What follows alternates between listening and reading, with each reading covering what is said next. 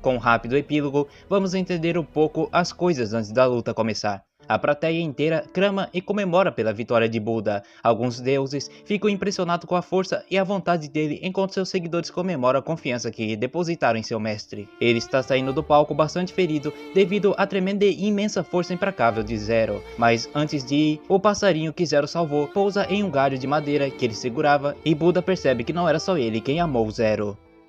E todo o resto que aconteceu lá dentro se resumiu a Buda, que na vida real não se leva aos desejos mundanos, dando em cima da Valkyria, que está cheia de desejos mundanos no seu olhar. Não fica claro o que ele quer dizer com isso, já que ele começou a sangrar, mas fez com que a Valkyria pensasse um pouco sobre esse desejo e esse olhar mundano. Antes de invocar o lutador, a Valkyria fará o seguinte passo: vai revelar a sua carta Coringa. Não o Coringa do Batman, mas a carta na manga que é utilizável para garantir a vitória caso seja necessário. E vocês devem imaginar qual será o humano que pode ser a carta decisiva da humanidade, depois que o homem mais forte vivo perdeu e o pai de toda a humanidade se foi.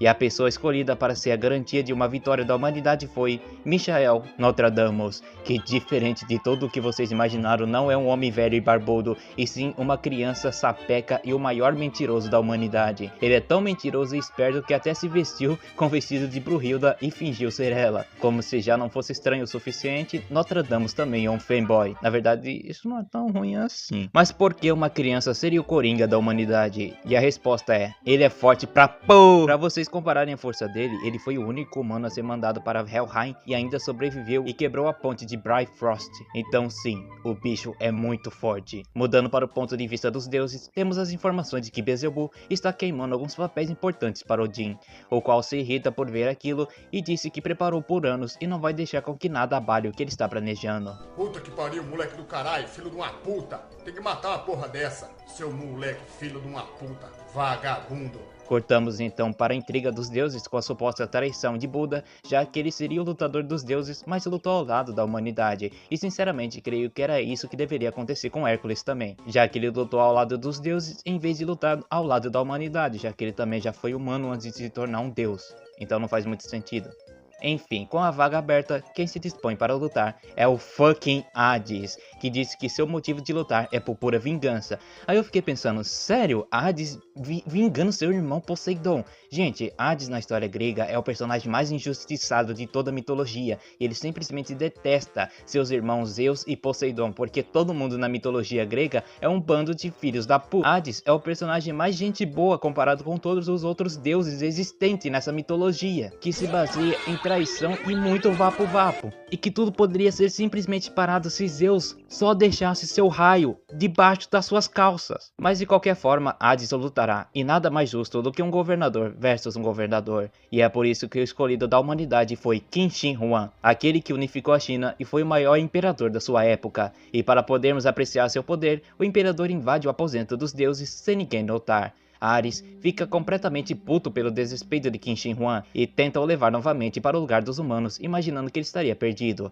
mas ao tentar o tirar, ele é jogado para longe, demonstrando que o imperador está em um nível absurdo de poder e é muito mais forte do que todos eles imaginavam naquela sala. Ares novamente fica putaço com Qin Shi Huang, ele está revoltado por ter sido jogado após demonstrar gentileza com o humano, e Qin Shi Huang ignora Ares, o qual fica bastante mordido, no caso irritado, e agarra o braço dele e começa a dizer que é um dos 12 deuses do Olimpo, o deus da guerra. Entretanto, ele não dá a mínima e joga novamente Ares para longe, com um simples balançar dos braços. Ares fica embasbacado de novo com isso, e Hermes fica impressionado com a facilidade desse humano de fazer isso. Afinal, Ares é o deus mais musculoso de Valhalla, mas a gente já viu que nesse mangá e nesse universo músculos não são nada. Qin Shi Huang então diz que está com sede e Hermes lhe oferece um hidromel. Ele bebe e elogia o deus. Ares levanta e fica mais puto ainda com isso. Quando ele vai falar algo, a porta se abre e acaba batendo nele. A menina aparece logo em seguida e a Valkyria Brunhilda também. Elas reclamam pela bagunça que ele fez e que ele não deveria ter saído do quarto dele. E Qin Shi Huang responde, mostrando muito bem o quanto orgulhoso e quanto de ego ele tem. Ele diz o seguinte: eu caminho pela rota do imperador, o caminho é por onde eu ando. Hermes acha graça disso e Ares continua puto sem poder fazer nada. E a menina diz para a Valkyria que Qin Shi Huang é somente ruim com direções. É tipo um Zoro 2.0. A Valkyria pede desculpas aos deuses pelo ocorrido e diz para ele ir com ela. Ele se recusa, mas aí ela diz que ele será o sétimo, no caso, o próximo lutador. Os deuses então ficam em choque e o humano se levanta e demonstra animação por finalmente ser a sua vez. Então ela diz para eles que irão ao portão portão e ele se nega, dizendo novamente que ele caminha pela rota do imperador. O caminho é por onde ele anda, e aponta para frente. Mudamos de cena e agora vemos aonde ocorrerá o torneio. O locutor diz que as lutas estão empatadas agora. Elas entraram na segunda metade da competição. Na sétima rodada, há um encontro absolutamente selvagem. Ele anuncia o humano, porém ele não aparece pelo portão. Então vemos uma comoção nas arquibancadas causada por um grupo estranho de pessoas sobre o portão dos deuses. E logo depois se alinham entre o portão e o assento dos VIPs. A menina reconhece e descobrimos que eles são os imperadores da China.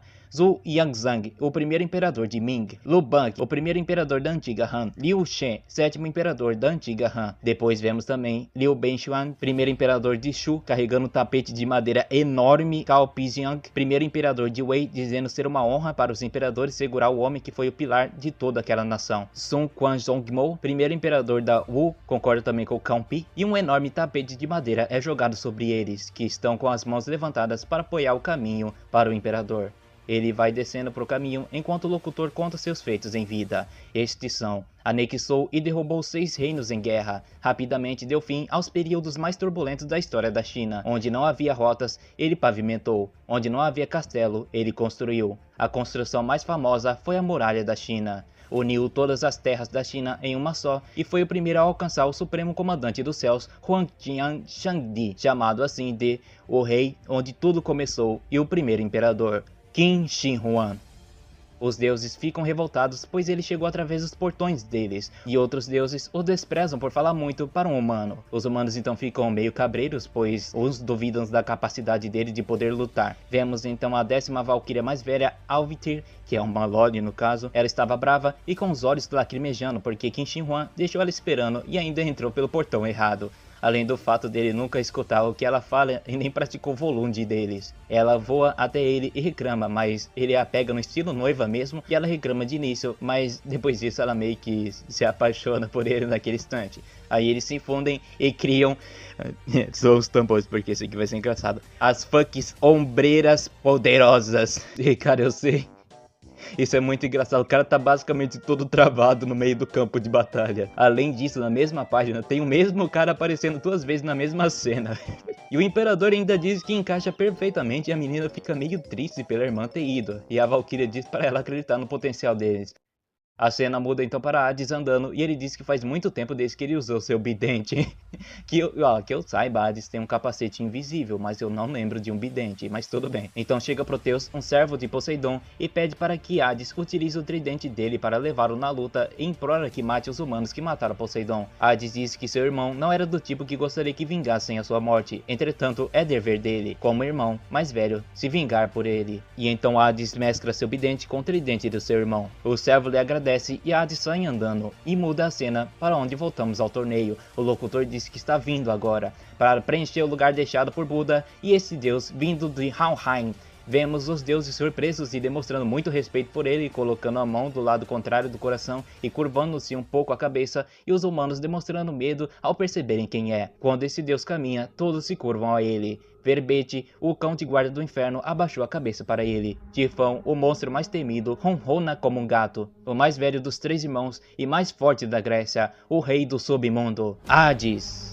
O rei que governa toda a China, Qin Shi Huang, e o rei do submundo, Hades. 7ª rodada de Ragnarok irá começar, e a partida que decidirá o rei que se manterá no topo. E o locutor anuncia que a luta começa. Vemos a reação de cada um e etc. Vale ressaltar que o Jack está tomando um chá da tarde como perfeito inglês e a Valkyria dele está deitada no sofá de boaça. Hades diz não ter nada contra Qin Shi Huang, mas lamenta ele ser uma da raça que assassinou o irmão dele. Nossa, e isso porque ele disse que não é contra. Um silêncio estranho recai sobre a arena e o primeiro movimento de Hades foi muito parecido com o de Poseidon, pois parecia uma enxurrada frontal de estocadas improvisadas. Porém logo percebemos que era apenas um único golpe, com uma força total, destinada apenas para matar. Qin Shi Huang desvia, fazendo com que o golpe atinja apenas somente uma pequena parte das suas ombreiras poderosas. Hades ataca ele com vários jabs, mas ele desvia de todos. Hermes fala que um mero arranhão desses golpes seria capaz de matar instantaneamente alguém. Hades pula e utiliza seu ataque chamado de Persephone Kakilyoshon, Martelo do Submundo. Um nome terrível, eu sei que é uma homenagem à sua esposa Persephone, mas ainda assim ficou terrível. Qin Shi Huang desvia, porém Hades ainda assim continua e perfura o chão da arena, rachando-a e fazendo com que os pedreirões se despacham e a poeira levanta pelo seu ataque, acertando a lateral de Qin Shi Huang, que lhe fere. Ou seja, Hades é tão forte que até mesmo a poeira se torna mortal. Deuses e humanos ficam completamente impressionados. Hades continua investindo para cima dele, ele ataca com o golpe destruidor de tempestades Persephone Hoa, mas ele consegue defletir os ataques e segura o tridente e meio que empurra de volta para Hades, e a parte traseira do tridente o acerta causando enorme dor. Ele voa para longe, ou seja, ele teve seu ataque voltado para ele mesmo e acabou voando longe. O próprio locutor no caso fala isso. Vemos que Qin Shi Huang usou uma técnica chamada Shi You, forma de armadura, que consiste em basicamente um pentagrama com 5 formas. Um ser que apareceu em diversas formas, através de mitos e registros antigos da China. No Shan Haijin, clássico das montanhas e marés, é um monstro com 4 olhos, 6 braços e cabeça de touro. No Shu Yiji, um conjunto de coisas estranhas, é um deus de batalhas que possui uma cabeça de bronze e testa de ferro, e também que consome metal e pedra. Para as pessoas de fora ou sem ki, ele era reverenciado como deus bélico, que inventou os 5 armamentos de guerra: besta, lança, espada, alabarda e armadura. Porém, nenhum desses é verdade. Na China, os reis só podem ser considerados reis se o deus demônio Xin Yu permitir. O rei Qin Shi Huang, com a ideia de unificar a China, foi para o leste, onde subiu a montanha Tai sozinho, realizando o rito de Feng e Shang, e postou homenagem a Shi Yu. A única pessoa que sabe que o ritual era esse e o que aconteceu lá foi Qin Shi Huang. Vemos então ele puxando com uma corda uma espécie de baú. O demônio reconhece e diz que finalmente conheceu quem acabou com a guerra entre os 6 estados. O deus demônio diz que os outros imperadores sempre tremiam só de olhar para ele e que ele é corajoso de não o fazer. Ele diz para oferecer 10.000 de seu povo e se ajoelhar perante a ele para que ele permita que ele seja governante como imperador.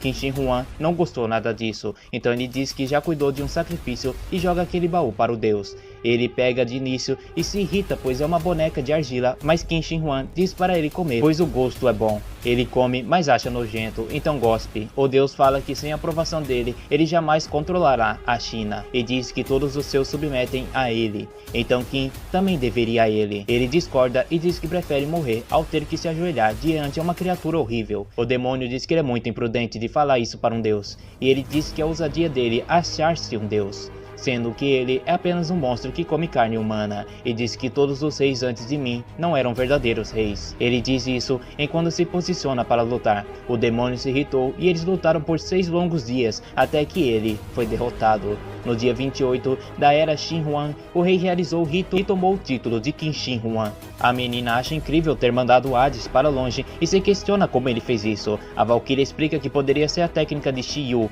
que ele dominou durante a luta com o demônio com esse mesmo nome. Ares está impressionado, pois foi a mesma tática usada nele. Hermes lhe explica que Qin Shi Huang desvia a energia do ataque e imediatamente o devolve. Porém, ainda assim, ele fica em dúvida se algum humano ou até mesmo Deus conseguiria derrotar Hades. Hades se levanta e o outro pergunta se ainda está disposto para lutar. Hades lhe pergunta o que em seus olhos lhe considerava um rei, e ele responde assim: aquele que nunca duvida, nunca se rende e nunca depende de outro, e permanece convicto como um líder de seu povo.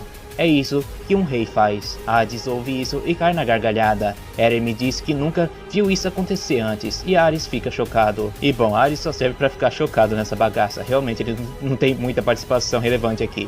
Qin Shi Huang, mesmo sem entender, começa a gargalhar também. Todos da arquibancadas ficam pasmos e Qin Shi Huang lhe pergunta o que ele achou tão engraçado. Hades diz que ele lembra de alguém. E depois disso, ele tem alguns flashbacks de Poseidon, onde ele dizia não necessitar de um exército nenhum, pois não necessitava de traição e que não precisava também de ajuda. Hades fala que Poseidon era mais nobre e firme do que qualquer outro deus, e era o deus mais valoroso para o título de rei. Então Hades jura pelo nome de seu irmão mais novo que não vai ceder para um mero humano. Hades fica em posição incomum, conhecida como robustez de sua lança, com toda sua força, e o rei do submundo atacou com um esmagador balançar de cima para baixo, denominado de esmagador Imperador da Terra, Perséfone. Qin Shi Huang tenta usar o Shiyu, forma da armadura, e Ares pensa que ele conseguirá redirecionar novamente o ataque, porém Hermes diz que duvida muito disso. Vendo então Hades colocando toda a sua força, fazendo com que ele não conseguia defletir o ataque, finalmente Hades consegue meio que empurrar Qin Shi Huang para baixo, quebrando novamente essa arena, já que vamos falar a verdade, já deve estar toda estropiada e sem nenhuma parte intacta nesse lugar. A Valkyria e a menina e o Sasaki Kojiro ficaram surpresos e Proteus fica bastante animado. A poeira sobe e vemos que Qin Shi Huang está meio que esmagado ali no chão. Hades está mó pleno apontando o tridente para ele, e o locutor começa a dizer de que ele estava morto, mas aí ele gospe sangue e começa a se levantar. Hades lhe questiona se ainda está disposto a lutar, e ele não responde, mas começa a retirar aquela bandana que tem nos seus olhos. A Valkyria e a menina ficam surpresas, e os imperadores chineses abaixam suas cabeças em demonstração a respeito. O rei, onde tudo começou, machucado e sangrando. Hades demonstra certa surpresa por Qin Shi Huang ter aguentado os ataques dele e ainda está sorrindo, e diz que não esperava nada menos do que isso de um rei. Hades então manda uma sequência feroz com a lança e Qin Shi Huang desvia de todas. A menina diz que provavelmente o ataque recebido deve tê-lo cansado mais, e Valkyria rebate dizendo que ele deve estar apenas esperando a oportunidade de usar aquela técnica novamente. Hades usa novamente a esmagadora da terra Perséfone e a força da lança de Hades desce novamente sobre Qin, mas dessa vez ele consegue aguentar a tremenda força desse golpe. Ele inspira um ar e solta uma bola de fumaça na direção de Hades, que quase instantaneamente fez com que Hades ficasse muito fraco, dando a chance de Qin agarrar seu bidente utilizando o Shiyu, forma da armadura, mão divina, e meio que levantar Hades e jogá-lo para o chão. Qin equilibra as coisas usando a mão divina e contra-ataca Hades. Ele vai para cima de Hades, porém vemos que ele está de pé novamente e ataca com seu bidente. Qin desvia novamente, meio que pulando sobre Hades. Ele está pasmo porque Qin tenta redirecionar o ataque dele novamente e dá um foco no olho dele, e vemos que é como se a íris dele estivesse se quebrando. Hades começa a estranhar isso, mas Qin logo volta à luta e investe de frente para cima de Hades. Qin Shi Huang joga novamente aquela bola de fumaça para cima e Hades acerta o lado contrário do seu coração. Ele acaba perdendo o controle e erra o ataque em Qin, que aproveita esse momento e se aproxima e acerta o estômago dele usando o Shiyu, forma de lança. Esse ataque intenso de Qin deixa uma marca intensa em Hades. Então vemos a reação do pessoal ali e a Valkyria e a menina começam a sorrir. Hermes e Ares ficam bastante pasmos. Sasaki Kojiro gargalha e os imperadores ficam chocados e os humanos comemoram. Hermes diz que esse humano não é normal e Zeus aparece e diz que realmente não é, mas Hades já entendeu algo sobre Qin Shi Huang e dá a seguinte explicação: é a sua respiração. Qin Shi Huang usa para acertar um ponto crucial do poder de Hades e acaba virando o ritmo de sua técnica, e Qin diz que ele pode ver todas as estrelas. Vemos então a Valkyria de Sasaki dizendo que não entendeu, afinal como que diabos um sopro pararia uma técnica de Hades. Então Sasaki explica o seguinte: em cada técnica há um ritmo e existe um ponto vital nisso. O menor golpe que atinge esse ponto crucial acabará interferindo no ritmo de Qi. O ponto crítico disso é que mesmo técnicas que podem matar têm seus poderes enfraquecidos só por soprar nelas. Ele se questiona se Qin consegue achar uma forma de encontrar esses pontos fracos mesmo estando em movimento. Sasaki então diz que esse rei achou uma forma de o fazer, e aí eles caem na gargalhada e a Valkyria dele fica sem entender. A Valkyria explica para a menina de que as estrelas que Qin mencionou são os pontos de Qi. Quando ele sopra nesses pontos, acaba desequilibrando o Qi do adversário, e a menina se questiona por que Qin tampava os olhos, já que ele poderia ver os pontos. A Valkyria diz que quando um homem usa uma habilidade em excesso, ele deve perder algo em troca, e é isso que significa ser humano. Vemos então que Qin está machucado no mesmo lugar onde Hades está. Ele diz que é por isso que ele odeia lutar com seus olhos. Havia então uma mulher sentada em um pilar, e ela parecia ser bastante jovem, então era perguntado sobre quem ela era. Ela diz ser Shu Yan, a nova cuidadora e guarda-costas dele, ou seja, ela pode fazer o que quiser com ele. Ele diz que é um prazer conhecê-la, e ela se surpreende com a gentileza dele e pede para mostrar o interior dali para ela. Ele lhe mostra um quarto e ela diz que é um lixo, mas que era o esperado para alguém rejeitado da família Qin. Ela lhe pergunta se ele realmente tem 7 anos e ele confirma. Ela se irrita e diz que uma criança com a sua idade deveria estar chorando ou fazendo birra, mas ele só fica sorrindo, e isso de certa forma é horripilante. Eles estão numa área de comércio, então ela percebe que ele está com fome. Ela diz que quando ele sentir fome, ele deve falar. Ela vai até a banca e pede comida. Quando o vendedor vê o menino, ele joga comida no chão e diz para ele engolir. Shu Yan ia bater nele, mas aí o menino agradece e come a comida do chão. O povo dali finalmente repara repara nele e começa a olhá-lo com desprezo. Uns dizem que seus filhos foram enterrados vivos e outros que sua filha foi assassinada e ele fica ali, vivendo confortavelmente sua vida sem se preocupar com nada disso.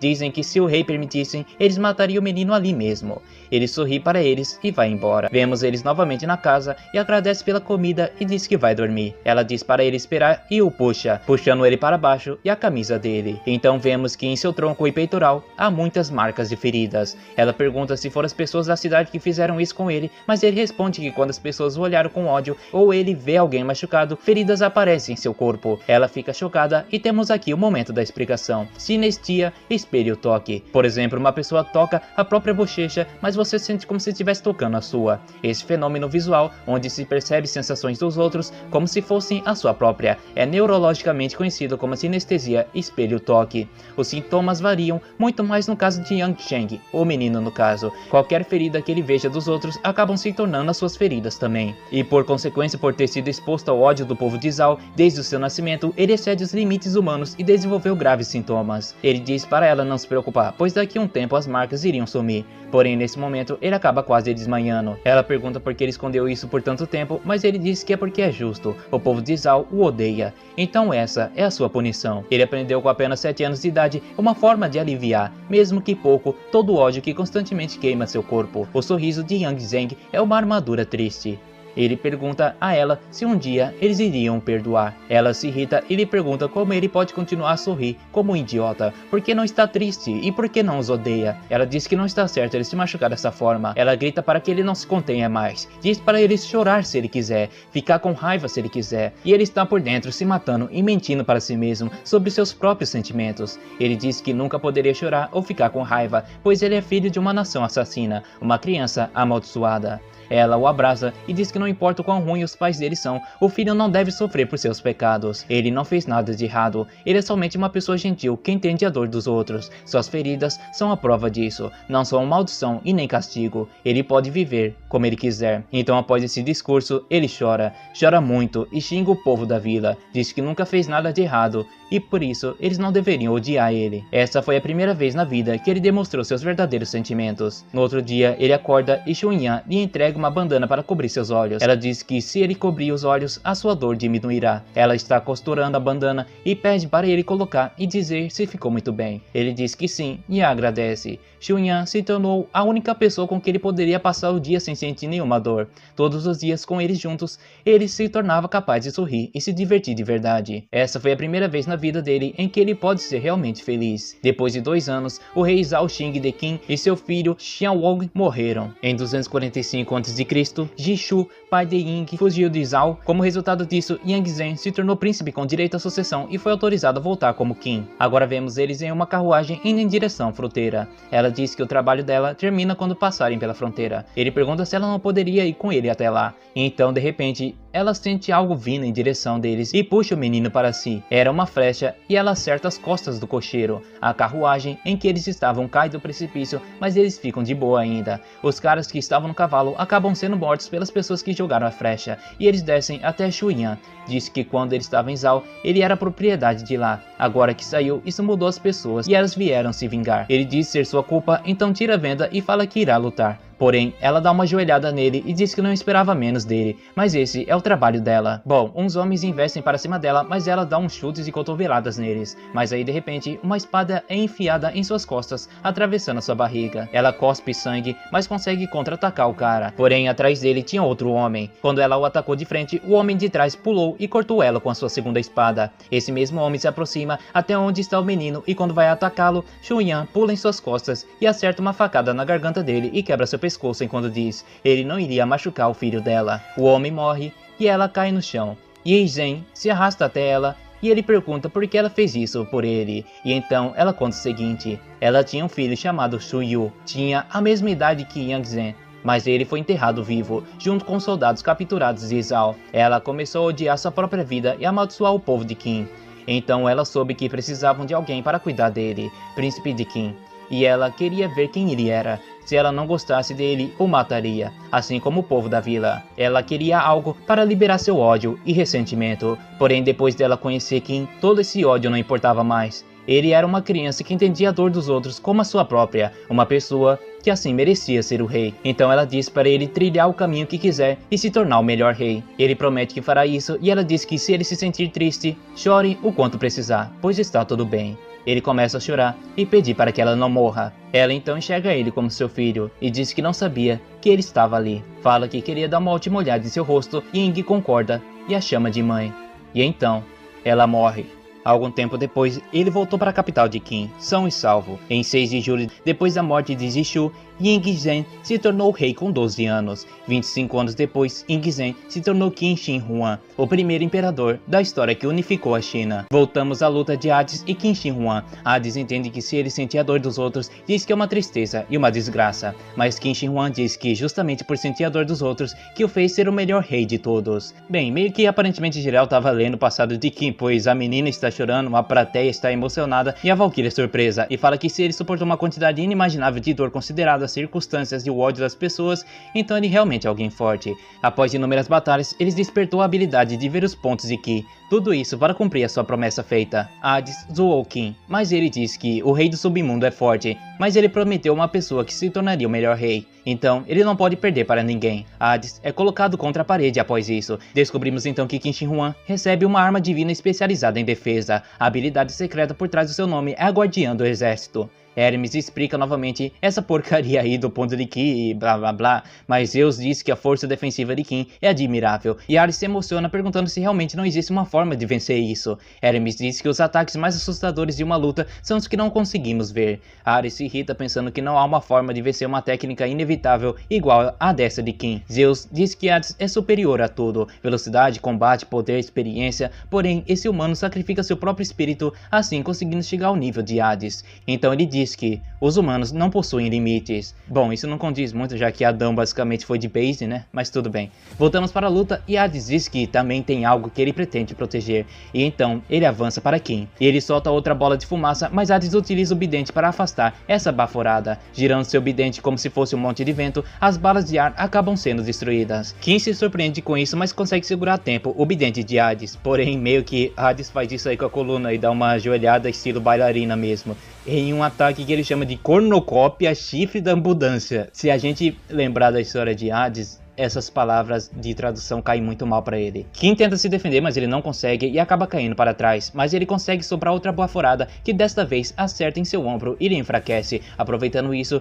Qin usa o Shiyu, forma da alabarda arco lunar do tigre branco, e chuta Hades, porém ele usa o seu braço para se defender. Qin aplica mais força e empurra ele para longe. Mesmo com o poder do rei do submundo, as técnicas do rei humano não são superadas, e então Hades elogia Qin, dizendo que ele foi magnífico. Vemos então Beelzebub em uma sala com várias criaturas em cápsulas de vidro, porém logo a criatura acorda e destrói a cápsula onde estava presa. Ela tenta atacar Beelzebub, mas é cortada por ele. Ele diz que é muito frágil e a criatura corre para a porta, mas acaba sendo morta por Adamas, que estava entrando na sala naquele momento. Ele pergunta o que ele estava planejando e Beelzebub lhe responde perguntando se há algum problema aparente com seu corpo, e Adamas apenas nega. Adamas diz o seguinte: o rei demônio do sexto céu, Rajun, que criou até mesmo o monstro lendário, o que você está fazendo? Beelzebub então responde que só queria criar a criatura até alguma delas conseguiu matar. Adamas se assusta, depois ri e diz que ele é sinistro, e faz uma piada sobre ele não ter amigos. Beelzebub lhe diz que ele também não tem, e Adamas pergunta por que ele não está assistindo a luta. Ele responde então que não há motivos para isso, pois visivelmente Hades irá perder, mas Adamas diz que isso é impossível,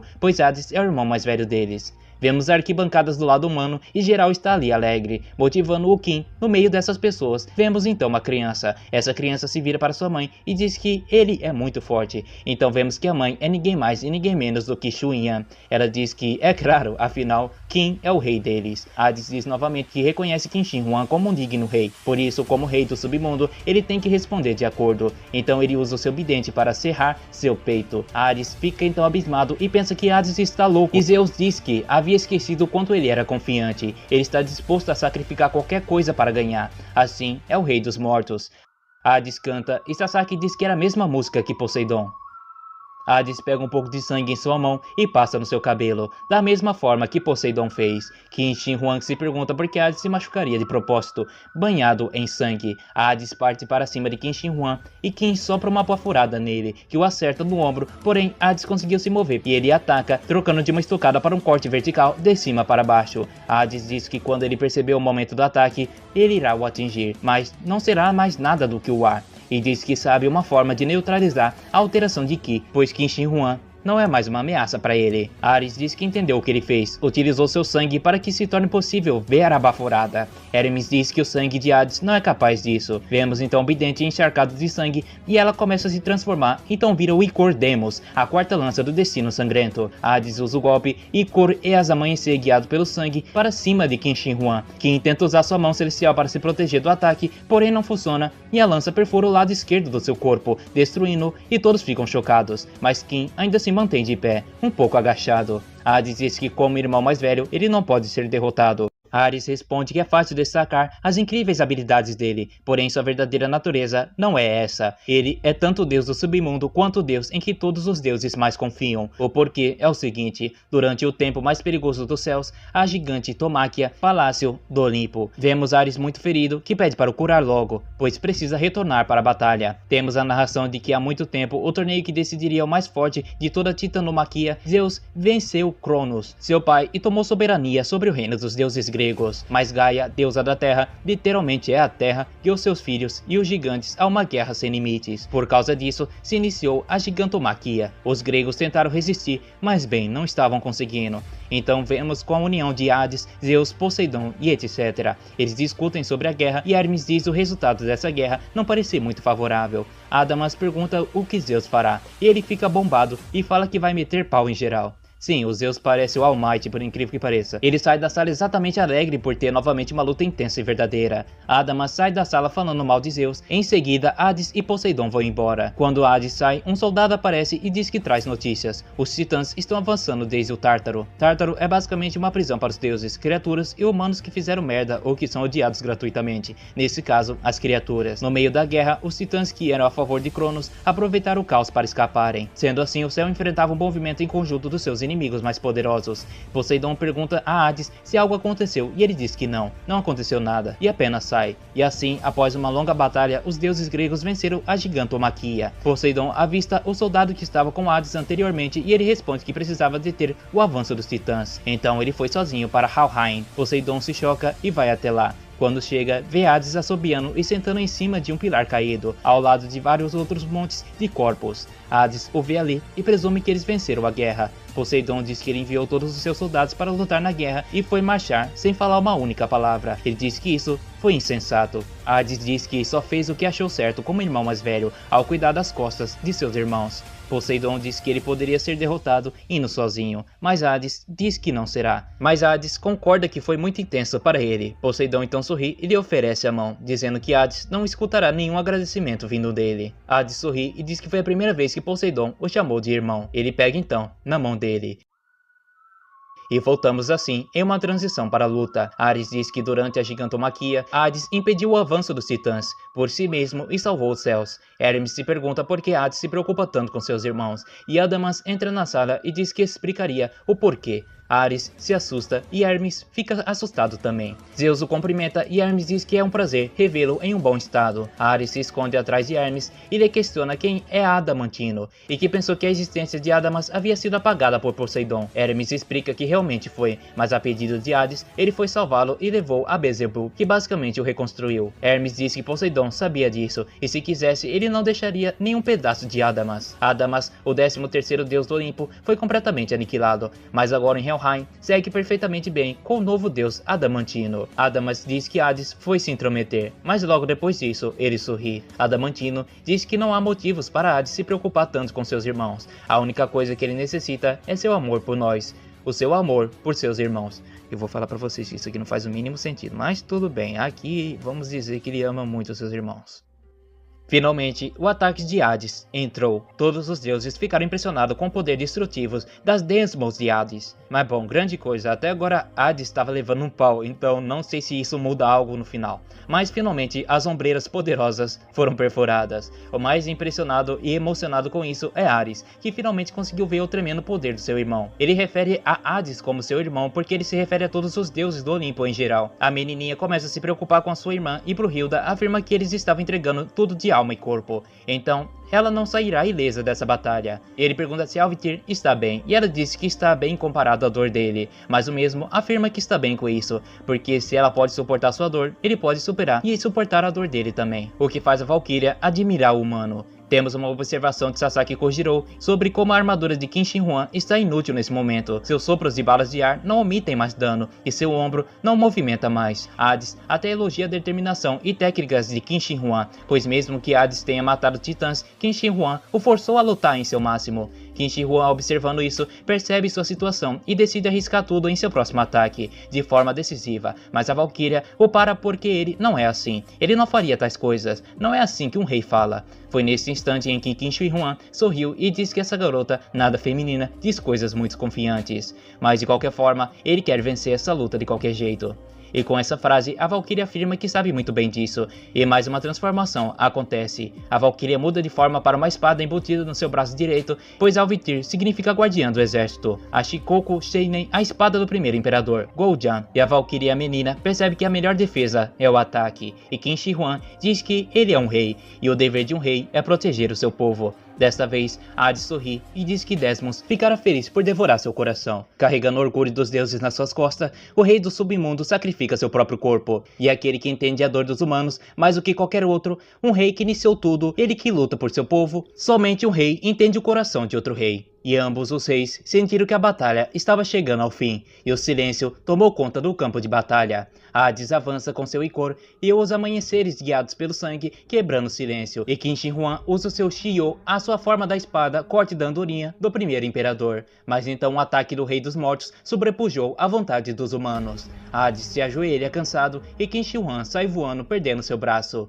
A Valkyria afirma que mesmo em sua força total, eles ainda não são capazes de vencê-lo. Mas em vez de desistir, o imperador ri. Ele ri porque ele consegue ver a beleza daquela estrela, e sendo assim, o imperador se levanta. A multidão do seu povo clama por seu rei parar, pois ele já fez o suficiente, mas Qin Shi Huang não vai parar, pois um rei nunca duvida, nunca cede e nunca depende de nada. Um rei nunca desiste.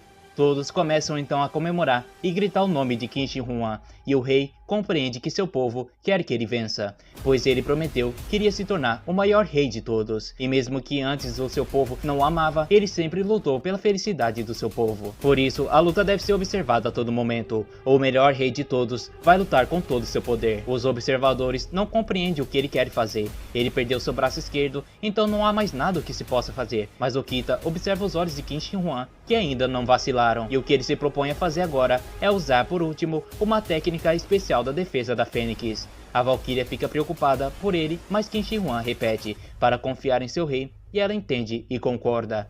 Ele se prepara e Hades elogia novamente, dizendo que foi um orgulho lutar contra ele, e avança para o seu ataque. Os deuses ficam quietos e pensam quem será que sairá vitorioso nesse último ataque da sua 7ª rodada. Hades usa seu Desmos e Qin Shi Huang não desvia do ataque. Ele permanece e continua com sua defesa da Fênix com a forma da armadura. Todos percebem que a lâmina não vai ultrapassar o ataque de Hades. Todos sabiam que iria quebrar, que se despedaçaria. Menos o Imperador, que sabia de tudo desde o princípio. E a espada se enrola e se expande. A bolha de ar é soprada e acertou a estrela de Desmos. E a estrela perde a sua força. Dessa forma, ele se lembra que a sua vida começou no meio do desespero, e sua mãe o ensinou que aquele que nasce no meio do desespero, um rei, é aquele que será a arma que traz o começo. A última forma da armadura de espada é mostrada, e enfim, com um golpe de defesa de andorinha, a Desmos, a espada da estrela, foi quebrada em pedaços. Todos os deuses não acreditavam no que viram, e no fim, Hades diz que era esplêndido, enquanto a espada cruzava o seu coração. Mas é assim que deve ser um rei. Hades cai aos poucos e se desfragmenta. Ele pede perdão aos seus irmãos por não cumprir a promessa e por ser o irmão mais velho e tão irresponsável. Qin Shi Huang quase cai, mas não o fará, pois ele ainda não prestou respeito para Hades. Por suas palavras, ele o considerou um amigo, e todos ali começam a prestar suas condolências a luta honrada daquele rei. Finalmente, o melhor rei de todos se ergue. A vitória vai para a humanidade. Qin Shi Huang saiu vitorioso. A duração total foi de 12 minutos e 57 segundos.